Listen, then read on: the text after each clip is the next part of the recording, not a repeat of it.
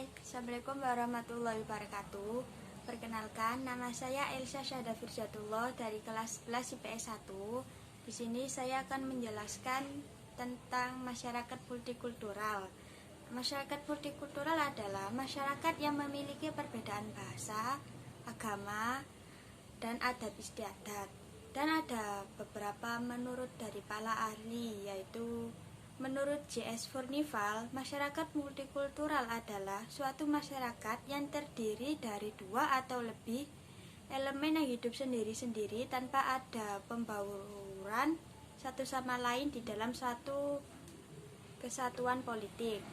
Menurut Nasikun, masyarakat multikultural adalah masyarakat yang terdiri dari dua atau lebih dari tatanan sosial masyarakat atau kelompok yang secara kultural, ekonomi, dan politik dipisahkan atau diisolasi, dan memiliki struktur kelembagaan dan berbeda satu sama lain.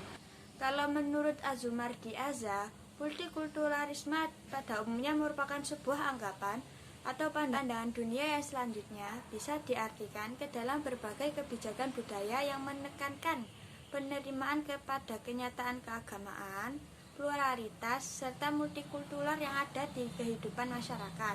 Yang terakhir, menurut Lawrence Bloom, multikultural termasuk di dalamnya adalah apresiasi pemahaman serta penilaian terhadap budaya seseorang dan penghormatan serta rasa keingintahuan mengenai budaya etnis dari orang lain.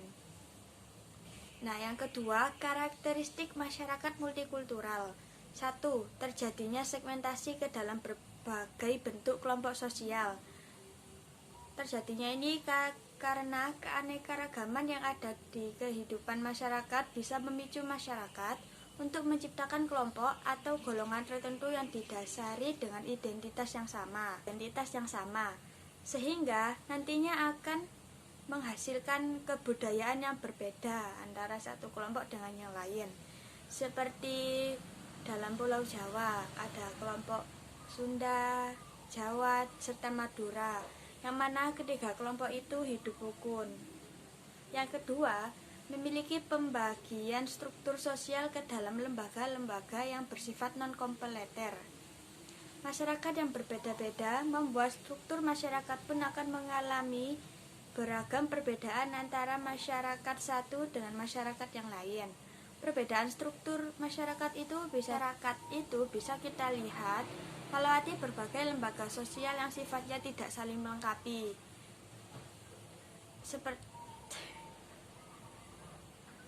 Seperti contoh, dalam lembaga agama Indonesia yang menaungi beberapa agama dan mempunyai struktur yang berbeda. Beberapa lembaga agama itu tidak saling melengkapi sebab memiliki ciri atau karakteristik dari keragaman masyarakat atau agama pun yang berbeda. Yang ketiga, kurangnya mengembangkan konsensus atau kesepakatan bersama. Masyarakat yang berbeda ini mempunyai dasar atau standar nilai dan juga norma sendiri yang berbeda dan biasanya diwujudkan lewat perilaku pada masyarakat tersebut. Hal itu dikarenakan ciri atau karakteristik masyarakat yang beragam.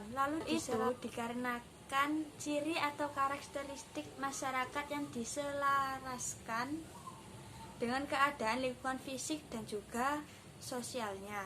Itu menyebabkan keadaan atau kondisi masyarakat yang berbeda-beda tersebut akan membuat kesepakatan bersama yang cenderung susah untuk dikembangkan. Yang keempat, relatif sering terjadinya konflik.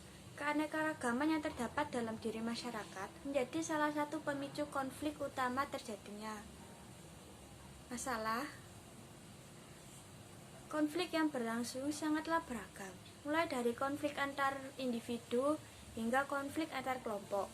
Hal tersebut dapat disebabkan oleh minimnya toleransi antara satu sama lain, baik dari individu ataupun dari kelompok yang bersangkutan. Yang kelima, adanya dominasi politik. Beberapa kelompok atau golongan tertentu pada masyarakat multikultural bisa mempunyai kekuatan politik yang dapat digunakan untuk mengatur kelompok lain. Hal tersebut dapat kita sebut dengan bentuk penguasaan atau dominasi dari sebuah kelompok terhadap kelompok yang lain tidak mempunyai kekuatan politik. Yang ketiga, ciri-ciri masyarakat multikultural. Berdasarkan gagasan yang disampaikan oleh Pierre L. van der Berge yang merupakan seorang ahli budaya masyarakat majemuk atau multikultural mempunyai ciri atau karakteristik tertentu. Berikut merupakan beberapa ciri dan masyarakat majemuk atau multikultural yang disampaikan oleh Pierre L. van der Berge. 1. Memiliki lebih dari satu struktur budaya. Yang kedua, nilai dasar merupakan persetujuan atau kesepakatan bersama yang sulit berkembang. Yang ketiga, struktur sosial bersifat non-komplementer. Yang keempat, terdapat dominasi ekonomi, politik, dan juga sosial budaya. Yang keempat, adanya jenis-jenis masyarakat multikultural. Jenis-jenis masyarakat multikultural sendiri ada 4, yaitu multikulturalisme akomodatif, multikulturalisme akomodatif adalah salah satu jenis masyarakat yang memiliki kultur dominan yang membuat penyesuaian tertentu kepada kaum minoritas. Masyarakat ini akan memberi hak kebebasan terhadap kaum minoritas guna mempertahankan apa yang menjadi kebudayaan mereka. Yang multikulturalisme isolasionis merupakan golongan atau kelompok masyarakat majemuk yang menjalankan kehidupan secara otonom dengan interaksi antar kelompok seminimal mungkin. Yang ketiga, ada multikultural otonomis, salah satu jenis masyarakat multikultural yang hidup bersama serta berusaha menciptakan kesetaraan budaya mereka. Yang terakhir, yang keempat, multikultural kritikal atau interaktif. Multikultural kritikal atau interaktif adalah salah satu jenis masyarakat yang tidak fokus kepada kehidupan kultural otonom, namun lebih menekankan kepada hal guna menciptakan kultur bersama yang mencerminkan sekaligus menegaskan perspektif dari tiap-tiap kelompok masyarakat. Yang kelima, yang terakhir, multikulturalisme kosmopolitan adalah satu jenis masyarakat yang berupaya untuk menghilangkan batas kultural pada kehidupan sehingga akan tercipta masyarakat yang tidak terikat ke dalam budaya tertentu. Yang keempat, yang terakhir, adanya masyarakat multikultural di Indonesia. Rakyat Indonesia memiliki keanekaragaman yang sangat kaya, mulai dari budaya, bangsa, ras, suku, agama, dan juga adat istiadat yang tak lain menjadi modal utama dalam pembentukan masyarakat multikultural. 1. Dilihat dari dampak adanya masyarakat multikultural di Indonesia. Yang pertama, keanekaragaman ras. 1. Adanya ras Mongoloid yang memiliki ciri kulit berwarna sawo matang, rambut lurus, dan bulu badan sedikit. Contohnya orang Jawa dan Cina. Yang kedua, adanya ras Kaukasoid yang mempunyai ciri kulit berwarna putih, hidung mancung, rambut pirang atau coklat. Contohnya orang keturunan Portugis yang ada di Aceh. Yang ketiga, ras Negroid. Ras Negroid ini mempunyai ciri seperti rambut keriting, kulit berwarna hitam, serta bibir tebal dan kelopak mata yang lurus. Contohnya orang Papua. Yang B, keanekaragaman suku bangsa. Di Indonesia banyak kita jumpai keanekaragaman suku bangsa. Suku bahasa yang ditandai dengan terdapat persamaan daerah, bahasa, dan juga adat istiadat juga sering disebut sebagai etnis yang menjadi bentuk dari masyarakat multikultural.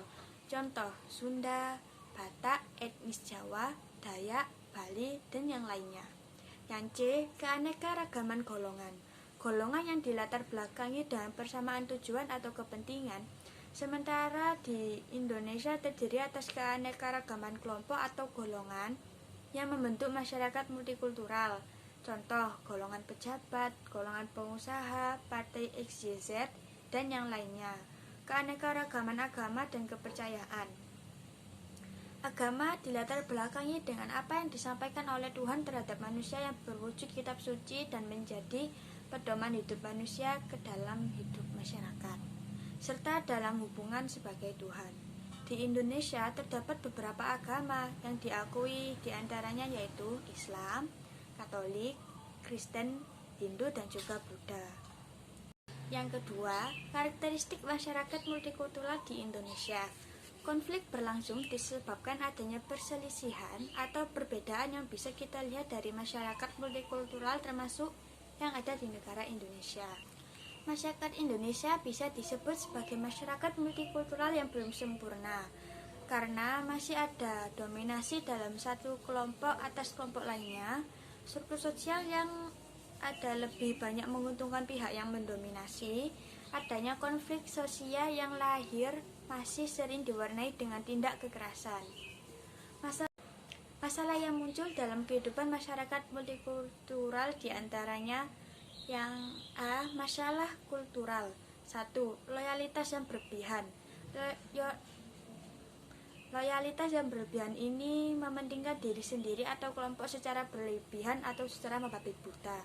Yang kedua, etnosentris. Pandangan atau tanggapan yang menganggap rendah kebudayaan yang berasal dari kelompok lain. Yang ketiga, eksklusivisme. Sikap enggan atau tidak mau berinteraksi dengan kelompok lain. Hal ini akan menjadikan sikap atau sistem yang bersifat tertutup. Yang B, adanya masalah struktural. Pada umumnya, hal ini berkaitan dengan masalah kondisi politik dan juga ekonomi. Kondisi politik yang tidak demokratis akan membuat masyarakat dalam bidang ekonomi yang lemah akan semakin tersudut, serta pemerintahannya bersifat otoriter. Sedangkan struktur pemerintahan yang kapitalistik cenderung akan memunculkan pengusaha yang menjalin hubungan kolusi dengan pejabat. Faktor terbentuknya masyarakat multikultural. Pertama, adanya faktor sejarah. Negara kita mempunyai sumber daya alam yang begitu melimpah. Heran jika terdapat banyak negara asing yang berdatangan sebab ingin menguasai sumber daya alam Indonesia. Contohnya Belanda, Inggris, Portugis, dan tak ketinggalan juga Jepang. Ada juga faktor pengaruh kebudayaan asing. Globalisasi merupakan sebuah proses penting di dalam penyebaran budaya di dunia, tidak terkecuali untuk negara Indonesia sendiri.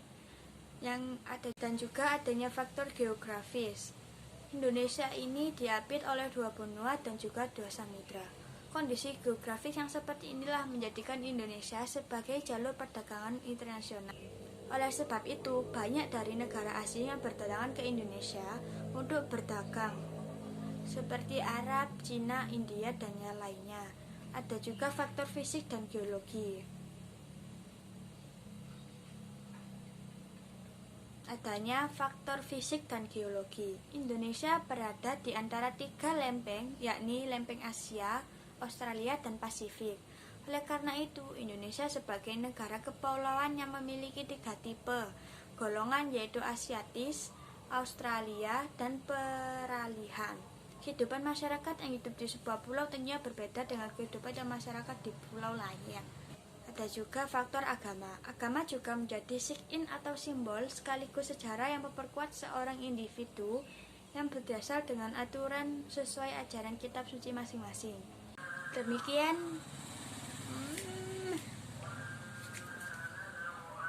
Demikian presentasi dari saya tentang masyarakat multikultural. Saya mengucapkan terima kasih. Dadah. Assalamualaikum.